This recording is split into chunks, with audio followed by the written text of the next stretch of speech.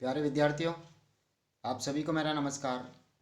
मैं डॉक्टर नेमीचंद कुमावत, सहायक आचार्य हिंदी विषय, राजकीय महाविद्यालय की आपकी इस बीए पार्ट थर्ड विषय हिंदी साहित्य के प्रथम प्रश्न पत्र की आज की इस ऑनलाइन कक्षा में मैं आप सभी का हार्दिक अभिनंदन और स्वागत करता हूं। प्यारे विद्यार्थियों, पिछली जो ऑनलाइन कक्षाएं इस प्रथम प्रश्न पत्र के पाठ्यक्रम को लेकर के हुई थी, जिसमें आधुनिक हिंदी साहित्य के इतिहास की विविध काव्य धाराएं जैसे भारतेंदु युग, द्विवेदी युग, छायावाद, प्रगतिवाद, प्रयोगवाद, नई कविता, इनके सभी काव्य धाराओं के प्रमुख प्रतिनिधि कवियों का परिचय और इन सभी काव्य धाराओं की सामान्य प्रवृत्तिगत इतिहास को हमने पढ़ा था और सभी के पीडीएफ नोट्स आपके व्हाट्सएप ग्रुप पर भी शेयर किए थे और सारी वीडियो जो हैं कॉलेज के यूट्यूब चैनल पर अपलोड किए। आपने सभी ने वहां से अध्ययन कर लिया है और आपकी जो एक प्रथम प्रश्न पत्र में एक पाठ्य पुस्तक संकलित है आधुनिक काव्य संग्रह, जिसमें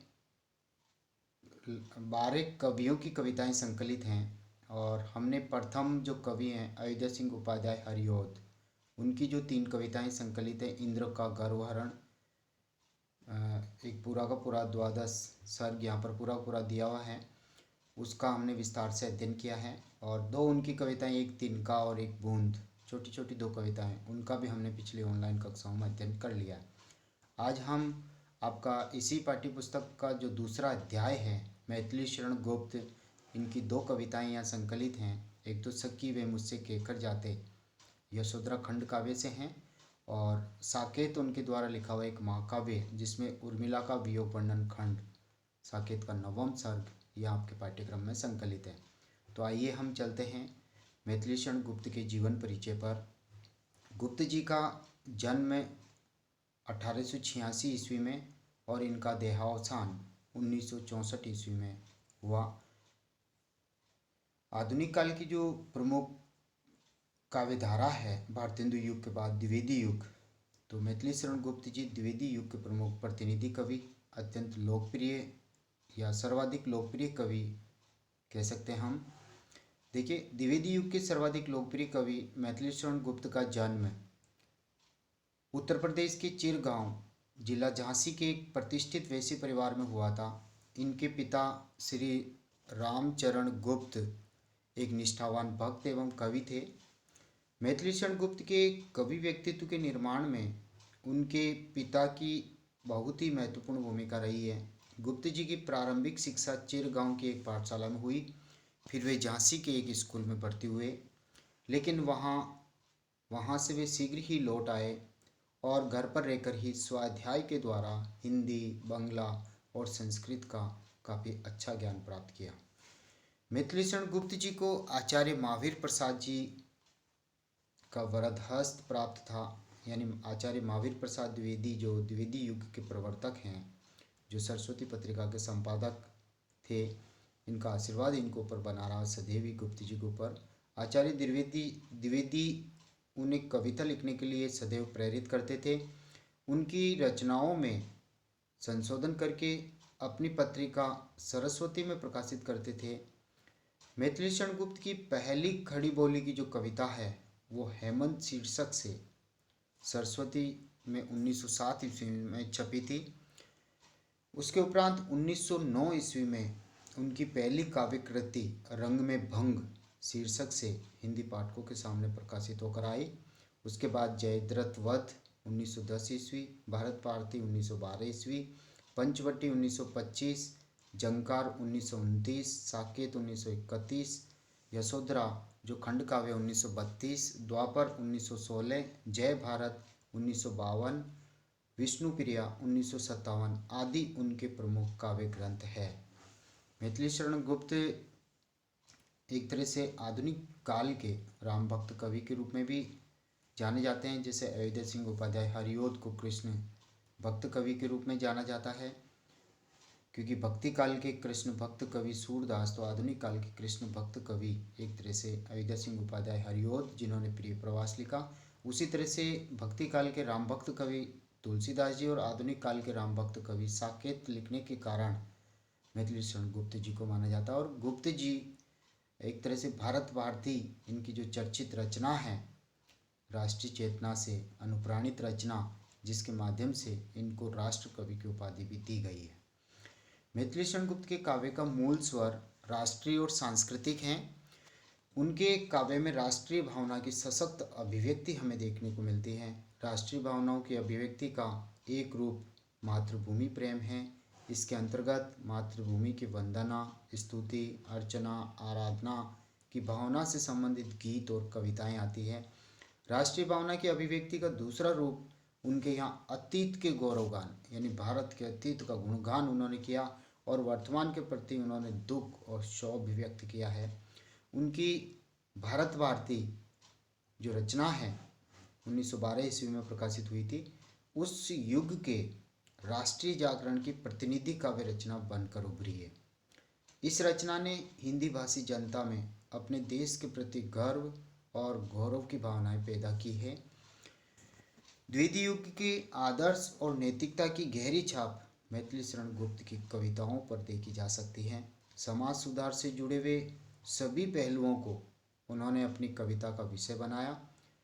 समय व समाज की आवश्यकता अनुसार उन्होंने पौराणिक आख्यानों एवं चरित्रों को पुनः प्रतिस्थापित किया है। द्वितीयुगीन कविता की इतिवर्तात्मकता व गद्यवत शुष्कता मैथिली शरण गुप्त की कविताओं में भी मिलती हैं, लेकिन उनकी प्रवृत्ति चित्रण संबंधी रचनाओं में, प्रवृत्ति चित्रण यहाँ गलत है, प्रकृति चित्रण है, ये सही, आप सही कर लीजिए। प्रकृति चित्रण संबंधी रचनाओं में स्वच्छंदतावादी प्रवृत्ति भी क्षीण रूप में मौजूद हैं, यानी हल्की फुल्की रूप में हमें दिखाई देती हैं। खड़ी बोली को प्रतिष्ठित करके उसे आम जनता से जोड़ने और राष्ट्रीय स्तर तक पहुंचाने में मैथिली शरण गुप्त का विशेष योगदान है। आइए अब हम आगे बढ़ते हैं। यह था इनका जीवन परिचय, कर्तृत्व और व्यक्तित्व। अब आपके पाठ्यक्रम में जो संकलित जो पहली कविता है वो है सखी मुझसे कहकर जाते। सखी वे मुझसे कहकर जाते यशोधरा खंड काव्य की ये यशोधरा खंड काव्य का एक प्रसिद्ध चर्चित गीत यह आपके पाठ्यक्रम में है।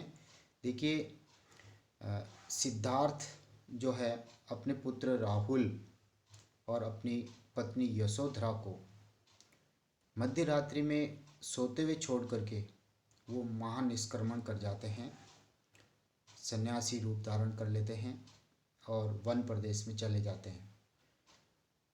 तो पीछे जो पत्नी है वो पतिपरायण है, वो आदर्श पत्नी है। उसकी भावना को ठेस पहुंची है कि मेरे प्रियतम ने मुझे बहुत मान सम्मान दिया और लेकिन पूरी तरह से मुझे पहचाना नहीं। यदि वो मुझे कह कर के जाते कि मुझे महानिष्क्रमण करना है, मुझे तपस्या करनी है, ज्ञान अर्जित करना है, संसार का कल्याण करना है, तो मैं उसके मार्ग में बाधक नहीं बनती, लेकिन उन्होंने मुझे इस योग्य भी नहीं समझा। तो यहाँ यशोधरा की वेदना अनुभूतियाँ इस कविता में, इस गीत में उभर करके आती है। एक आदर्श भारतीय नारी का रूप भी यहाँ हमें देखने को मिलता है। देखिए, हम आरंभ करते हैं। सखी वे मुझसे कहकर जाते। तो यशोधरा यहाँ अपनी सखी को संबोधित करके कह रही कि मेरे प्रियतम मुझे कम से कम कह करके बता करके पूछ के तो जा सकते थे, लेकिन उन्होंने मुझे पूछा तक नहीं। ये मुझे इसी की मुझे बहुत कसक, बहुत पीड़ा है। सखी वे मुझसे कहकर जाते, कहे तो क्या मुझको वे अपनी पथ बाधा ही पाते। यशोधरा प्रश्न करके वापिस एक तरह से उत्तर देती है कि शायद उन्होंने इसलिए मुझे नहीं बताया कि मैं उनके मार्ग में बाधक बन जाती, लेकिन उनको कम से कम बताना चाहिए, मैं उनके मार्ग की अवरोधक कभी नहीं बनती, इसलिए उन्होंने मुझे बताया नहीं। मुझको बहुत उन्होंने माना। बहुत उन्होंने मानने का तात्पर्य उन्होंने जीवन में मुझे बहुत सम्मान दिया, बहुत इज्जत आबरू मेरी की, फिर भी क्या पूरा पहचाना, अर्थात उन्होंने स्त्री रूप की पूरी पहचान नहीं की कि एक भारतीय नारी जो है पतिपरायण होती है, यानी एक तरह से अपने स्वामी की सेवा में समर्पित होती है, लेकिन उन्होंने मेरे हृदय की थाह तक, गहराई तक वो पहचान नहीं कर पाए। फिर भी क्या पूरा पहचाना, मैंने मुख्य उसी को जाना, उसी को यानी वे सब कुछ है मेरे लिए, मेरे स्वामी ये पति परमेश्वर हैं। मैंने तो मुख्य उन्हीं को जाना, लेकिन उन्होंने मुझे मुख्य नहीं जाना। उनको सिद्धार्थ को जब महान निष्क्रमण करना था, मध्य रात्रि में घर छोड़ के जाना था, तो कम से कम मुझे अपनी पत्नी को अपने जीवन का अंग समझ करके कम से कम विश्वास में लेकर के बता के तो जाते, लेकिन उन्होंने मुझे बताया भी नहीं।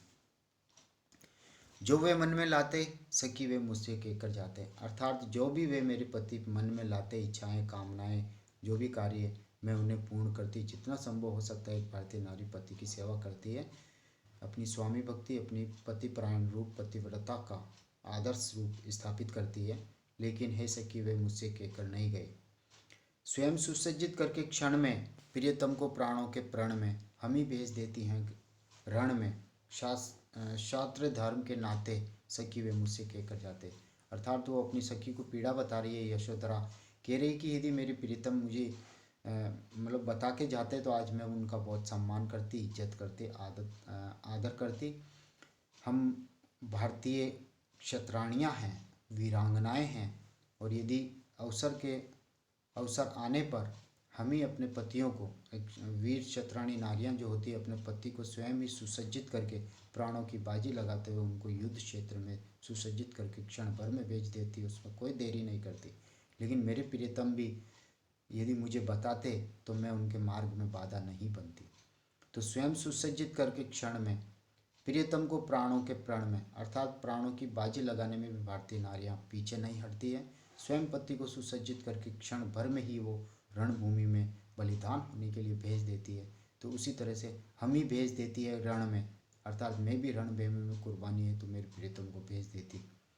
शास्त्र धर्म के नाते अर्थात क्षत्रिय धर्म के रक्षार्थ सखी वे मुझसे कहकर जाते, हुआ ने यह भी भाग्य अभागा, अर्थात मेरे प्रियतम को सुसज्जित करके रणभूमि में भेजने का ये भी मुझे सौभाग्य प्राप्त नहीं हुआ, या मेरे प्रियतम ने महान निष्क्रमण करने की बात मुझे बताई भी नहीं, मुझे विश्वास में भी नहीं लिया, और उनको विदा करने का मौका भी मुझे नहीं मिला। अर्थात मुझे इस चीज़ का भी सौभाग्य नहीं मिला कि मेरे प्रियतम ने कोई इच्छाएं की और मैंने उनकी पूरी नहीं की। किस पर विफल गर्व अब जागा, और यदि विफल गर्व अर्थात मैं तो विफल हो गई, पति को मैंने सब कुछ माना लेकिन उन्होंने मुझे सब कुछ नहीं माना, मेरे हृदय की भावना की तह तक वो नहीं पहुंच पाए, और अब यदि वो लौट करके भी आते हैं तो मैं क्यों उनके ऊपर गर्व करूं। यह, और दूसरी बात, मैं अपना ऊपर भी गर्व नहीं कर सकती। गर्व तो तभी करती जब मेरे प्रियतम मुझे बता के जाते, मुझे विश्वास में लेके जाते, तो मैं उनके मार्ग में कभी बाधा नहीं बनती। तो अब मैं असफल होकर के भी उनके ऊपर गर्व क्यों करूं। जिसने अपनाया था त्यागा, पहले जीवन साथी बनाया, 7 फेरे लिए अग्नि के साथ, और अचानक उन्होंने मुझे त्याग दिया, अर्थात परित्यक्त कर दिया। पीछे पुत्र राहुल भी हैं, उसकी देखभाल मुझे कैसे करनी है, क्या करना, इसके बारे में भी उनको बिल्कुल चिंता नहीं रहे स्मरणीय आते सखी वे मुझसे कहकर जाते। अब बस उनकी बातें, उनके जीवन से जुड़ी हुई बातें केवल याद ही आती हैं। उन्होंने मुझे विश्वास में नहीं लिया। यही टीस, यही पीड़ा, यही वेदना मेरे हृदय में है कि मेरे पति ने मुझे विश्वास में क्यों नहीं लिया। नयन उन्हें निष्ठुर कहते, और अब मेरे नेत्र जो हैं जिनसे आंसू बह रहे हैं लगातार, वो उनको निर्दयी बता रहे हैं कि उन्होंने अपनी पत्नी यशोधरा और पुत्र राहुल पर बिल्कुल भी जरा भी दया नहीं की, और मध्य रात्रि में उनको ऐसा ही बेसारा छोड़ करके वो चले गए। पर इनसे जो आंसू बहते सदैव हृदय वे कैसे सहते। अब एक तरह से भारतीय नारियां करुणा की मूर्ति भी होती है, और यदि समय मतलब सिद्धार्थ जो है वो यदि इनको यशोधरा को यदि अपना प्रसंग बता देते कि मुझे महान निष्क्रमण करना है, मुझे इस जीवन को छोड़ के जाना, संन्यास ग्रहण करना है, वन में जाना है, वन ही मेरा आसरा होगा, तो शायद हो सकता है भारतीय नारी अपने जीवन को लेकर वो तुरंत आंखों में आंसू बरसा दें, और जिसके ऊपर सिद्धार्थ को भी दया आ जाती और वो अपने मार्ग से भटक जाते, इसलिए उन्होंने बताया नहीं। तो सदैव हृदय वे कैसे सहते। अब यशोधरा कह रही कि यदि करुणावश मेरी आंखों में आंसू भी आ जाते, यदि वो जाते मार्ग घर छोड़ करके, तो फिर वो सहन कैसे करते। भारतीय नारियां तो सहनशील होती, लेकिन पुरुष सहनशील नहीं होते, वो दयावान बन के अपने मार्ग से भटक जाते। तो एक तरफ तो उन्होंने अच्छा ही किया, मुझे बताया नहीं, लेकिन पीड़ा ये है कि कम से कम बता के मुझे विश्वास में लेके जाते तो आज बहुत अच्छा होता। गए तरसी खाते सकी वे मुझसे कहकर जाते, अर्थात उन्होंने मुझे अबला नारी समझ करके छोड़ दिया। अबला जीवन हाय तुम्हारी यही कहानी, आंचल में है दूध और आँखों में पानी। तो इस तरह से आंचल में दूध और आँखों में पानी का तात्पर्य तुम सदैव अश्रु बहाती रहो, अबला हो तुम। और आंचल में दूध का तात्पर्य तुम वंश वृद्धि करने के लिए एक माँ बनकर के संतान का पालन पोषण करो। ये पंक्तियाँ इसी यशोधरा खंड काव्य की हैं। जहाँ सिद्धि पाए वे सुख से, फिर भी भारतीय नारियाँ इतना सब कुछ होने के बाद भी अपने पति परमेश्वर की मंगल कामना ही करती है। जहाँ सिद्धि पाए वे सुख से, दुखी न हो इस जन के दुख से, अर्थात सांसारिक दुखों से दुखी होने के लिए तो हम हैं। मेरे प्रियतम को किसी तरह का कोई भी दुख नहीं हो, वो शुभ भावनाएं ही दे रही है। अर्थात भारतीय नारी पति की सदैव मंगल कामना करती हैं। उपालम दूँ मैं किस मुख से, अर्थात उनको कैसे मैं ताने दूँ, मैं ताने देने योग्य भी नहीं रही। आज अधिक वे भाते सकी वे मुझसे कहकर जाते, यानी आज वो बहुत और अच्छे लगते यदि उन्होंने मुझे विश्वास में लिया और भारतीय नारी को जितने इज्जत आदर और सम्मान दिया तो एक बार बता करके जाके पूछ के जाते, मुझे विश्वास में लेके जाते, तो आज मैं उनका बहुत अधिक आदर और मैं इज्जत करती। गए लौट भी वे आवेंगे, कुछ अपूर्व अनुभव लावेंगे, रोते प्राण उन्हें पावेंगे, पर क्या गाते गाते सखी वे मुझसे कहकर जाते। यहाँ इस अंतिम पंक्तियों में यह है कि वो सखी से कह रही कि वो यदि गए हैं बिना बताए कोई बात नहीं, अब यदि वो लौट करके भी आ जाते हैं तो वो कुछ अपूर्व अनुपम ज्ञान लेकर के आएंगे, यानी कुछ तपस्या करके तपस्या का फल, और बहुत ज्ञानी और विद्वान बन के महात्मा बन के आएंगे। रोते प्राण उन्हें पावेंगे। लेकिन अब यशोधरा कह रही कि वो बता के जाते तो मैं सहर्ष हंसी हंसी के साथ उनके स्वागत के लिए आगे बढ़ कर के आओ भगत करती। लेकिन क्या अब वियोगावस्था में एक टीस मेरे हृदय में बैठी हुई है वेदना की कि उन्होंने मुझे बताया क्यों नहीं, विश्वास में क्यों नहीं लिया, अपनी जीवन संगिनी क्यों नहीं माना पूरी तरह से। जीवन संगिनी मानते तो मुझे बता के जाते। तो क्या मैं रोते प्राण अर्थात रोते रोते वियोग के दुखों में कष्टों में जाकर के उनका स्वागत करूं, या हंसते हंसते स्वागत करूं। पर क्या गाते गाते का तात्पर्य मैं मंगल गीत गा करके उनका स्वागत करूं, शुभकामनाएं दूं, उनका स्वागत किस तरीके से करूं, इसलिए मैं असमंजस में हूँ। सखी वे मुझसे कहकर जाते, बस एक ही पीड़ा रह गई है कि हे सखी वह मुझसे कहकर जाते तो आज मैं बहुत इज्जत और सम्मान गर्व मुझे भी होता और मैं उनकी इज्जत और सम्मान करती। लेकिन अब वो आज आते हैं तो क्या मैं रोते रोते स्वागत करूं या हंसते हंसते स्वागत करूं, इसी असमंजस में यहाँ पर यशोधरा है। तो प्यारे विद्यार्थियों, आज की ऑनलाइन कक्षा को यहीं समाप्त करते हैं। अगली ऑनलाइन कक्षा साकेत जो महाकाव्य हैं मैथिली शरण गुप्त जी के द्वारा लिखा हुआ राम के ऊपर, राम सीता लक्ष्मण, और उसका एक नवम सर्ग है उर्मिला का वियोग वर्णन खंड, उसको हम पढ़ेंगे। तब तक के लिए धन्यवाद। जय हिंद, जय भारत। Thank you.